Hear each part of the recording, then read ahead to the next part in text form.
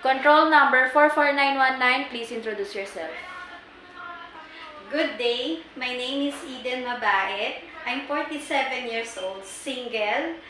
I'm the second eldest in the family.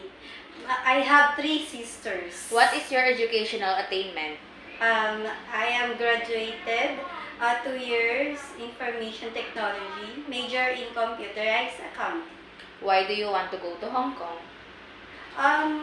I want to go to Hong Kong because I want to help my mother medicine, and of course for my future, and my sister, she's suffering now in cancer. Have you been to any country before as an OFW? Where? What kind of work you had? I've been in the United Arab Emirates, in Dubai. I work as a baby care. Yes. She is a 10-month-old.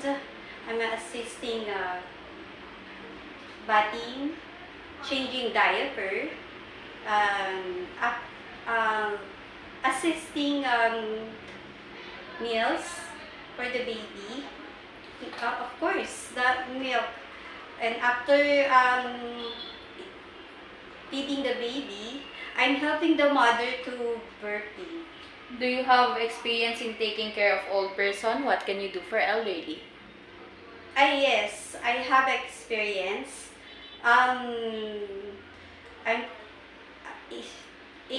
he is 89 years old. What can you do for elderly? For the elderly, I'm changing his diaper, of course, feeding, helping his bathing, and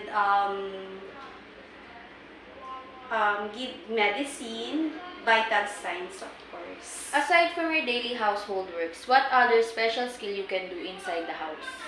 I'm doing car wash, gardening, of course. If I have broken in my clothes, I'm doing sewing. Can you cook? What foreign dishes can you cook? Oh, of course, I'm cooking. I cook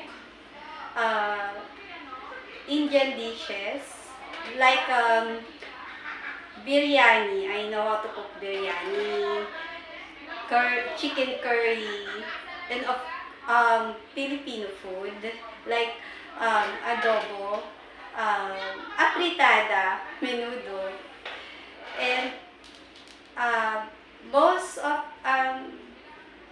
I cook or daily is steamed vegetables and fish. Describe yourself as a housemaid. What are your characteristics that your employer will like you? I am responsible, hardworking, loyal, and else? During misunderstanding with your employer, what do you do? Misunderstanding. I always apologize and say sorry, and learn to teach myself not to do it again.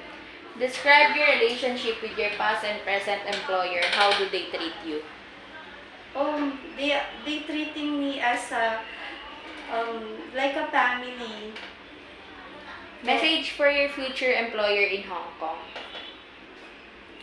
Message for your future employer in Hong Kong. I promise that I will follow your instruction and rules, and finish my contract of 2 years. And I'm hoping to work with you for a long years. Thank you.